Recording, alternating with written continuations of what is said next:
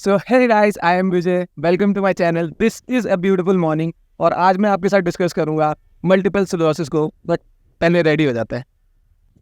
तो थोड़ा बहुत रेडी हो गए। आज है 30 जुलाई और 4 जुलाई को मेरा बर्थडे था। मेरे बर्थडे वाले दिन ही वेदांत गया वापस।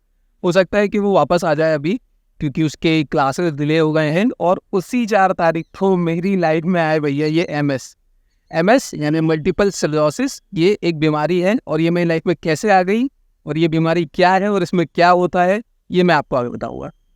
तो भाई ये है मेरा छोटा सा एडिटिंग सेटअप जिस पे मैं एडिटिंग करता हूँ। और ऑफिस जाना भी कैंसिल हो गया है क्योंकि बारिश होने लगी है और यहाँ पे कंस्ट्रक्शन का काम चल रहा है मेरे घर के साइड में। तो मैंने आपको ये तो बता दिया कि एमएस एक डिजीज़ है, बट ये क्या डिजीज़ है और इसमें क्या होता है, यानी कि बॉडी को किस तरह से सफ़र करना पड़ता है, उसकी जनरल इन्फॉर्मेशन में दे। एमएस एक ठंडे देशों में होने वाली बीमारी है। ये इक्वेटर लाइन के पास के देशों में बिल्कुल नहीं होती है। एशियन पैसिफिक को इसका लीस्ट रिस्क होता है। ये ज़्यादातर फीमेल्स को होती है in comparison of man.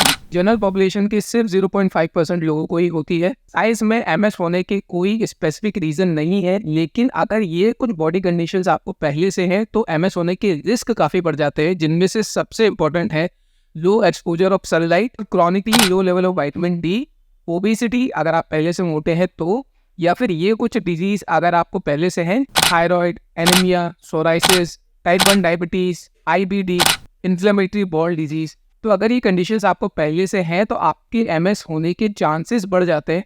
But इसका मतलब ये नहीं है कि अगर ये चीज़ें हैं तो आपको एमएस होगा ही। तो एमएस एक ऑटोइम्यून कंडीशन है। ऑटोइम्यून कंडीशन को अगर एक सिंपल एग्जांपल से कनेक्ट करने की कोशिश करूँ तो मान लीजिए आपके घर में आपने एक डॉग पाला है जो आपका डिफेंस मैकेनिज्म है, लेकिन आप वो ये रेक्टिफाई नहीं कर पा रहा है कि कौन अनजाने लोग हैं घर के बाहर के, वो कौन घर के लोग हैं और वो सभी पर अटैक कर रहा है। Same goes with our immune system. अब वो ये रेक्टिफाई नहीं कर पा रहा है कि कौन से हार्मफुल सेल हैं और कौन से अच्छे सेल हैं। वो दोनों ही सेल्स को अटैक कर रहा है और दोनों को ही डिस्ट्रॉय कर रहा है। तो इस कंडीशन में हमारा immune system auto pilot mode पे चला गया है, तो शायद इसीलिए इन्हें ऑटो इम्यून कंडीशंस कह सकते हैं। तो एमएस एक ऑटो इम्यून कंडीशन है। बट एमएस होने से आपको क्या प्रॉब्लम होती है, इस पर थोड़ी बात कर लेते हैं। तो ये समझिए कि हमारी स्पाइनल कॉर्ड से हमारी सारी नर्व्स हमारे बॉडी में गई है, जो हमारे सेंट्रल नर्वस सिस्टम यानी हमारे ब्रेन को कनेक्ट करते हैं हमारी बॉडी से। इन नर्व्स के ऊपर एक प्रोटेक्टिव लेयर होती है जिसको कहते हैं माइलिन, और ये माइलिन डीमाइलिन होने लगता है। इसका मतलब है कि ये डिस्ट्रॉय होने लगता है और इसको कोई और नहीं, हमारा खुद का इम्यून सिस्टम डिस्ट्रॉय करता है। और इसके होने से हमारे डे टू डे लाइफ की जो बेसिक मूवमेंट है उनको परफॉर्म करने में काफ़ी डिफिकल्टी आना स्टार्ट हो जाती है। और ये over the time of period काफ़ी बड़ा रूप ले लेती है और हम अपने मसल्स को या फिर हम अपनी बॉडी से कुछ भी बेसिक मूवमेंट या बेसिक ह्यूमन मूवमेंट नहीं कर पाते, जैसे खड़े होना, चलना, फिंगर्स का यूज़ करना, स्पून पकड़ना, बॉटल के कैप्स खोलना, कोई भी चीज़ को ग्रैब करना। So for a simple example, मान लीजिए मेरे पास ये मेरा फ़ोन है और ये मेरे सामने रखा है। अब मुझे मेरा फ़ोन उठाना है तो मैं फ़ोन को जैसे ही देखता हूँ तो मेरा ब्रेन अनुमान लगाने लगता है और उस हिसाब से मेरा ब्रेन मेरी नर्व्स को सिग्नल भेजता है जो कि मेरे आर्म्स तक आते हैं और मेरा आर्म इसको उठाने की कोशिश करता है।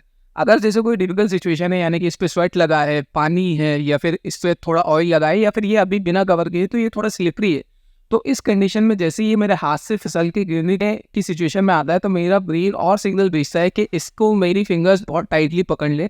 और ये सारी चीज़ें फ्रिक्शन ऑफ सेकंड्स में होती है, ये बहुत तेज़ी से होती है और ये सारा कम्युनिकेशन हमारी नर्व के थ्रू होता है। तो जैसे ही हमारी नर्व्स के ऊपर का माइलिन यानी कि जो प्रोटेक्टिव लेयर है जो फैट से बनती है, अगर वो नहीं है तो ये सिग्नल काफ़ी डिले हो जाते हैं और हमारी मसल्स पे से कमांड कम हो जाता है। तो अगर मुझे एमएस है तो मैं चाह के भी अपने फ़ोन को बहुत अच्छे तरीके से नहीं ग्रैब कर पाऊंगा, या कई बार मैं उसको ग्रैब ही नहीं कर पकड़ ही नहीं पाऊंगा, तो वो नीचे गिर जाएगा क्योंकि मेरी फिंगर्स से मैं उसे अच्छे से होल्ड नहीं कर पाऊंगा।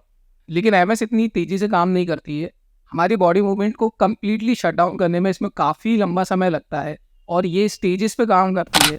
और इस बीमारी की स्टेजेस होती हैं, मेनली इसकी 3 स्टेजेस होती है। Number 1 in relapsing MS, number 2 is secondary and number 3 is primary.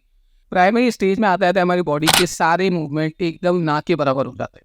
बारिश हो गई है, शाम हो गई है। आई होप मैं आपको अच्छे से समझा पाया हूँ एमएस क्या बीमारी है और इसके अंदर क्या होता है। अगर इन्फॉर्मेशन अच्छी लगी हो तो वीडियो को लाइक ज़रूर करना। मैं अपनी नेक्स्ट वीडियो में ये बताऊंगा कि ये मेरी लाइफ में कैसे आया। तो वीडियो को लाइक ज़रूर कीजिएगा, कमेंट ज़रूर कीजिएगा, और अगर किसी को एमएस है तो उसको ये वीडियो ज़रूर रिकमेंड कीजिएगा। So thank you for watching my video. मिलते हैं नेक्स्ट वीडियो में।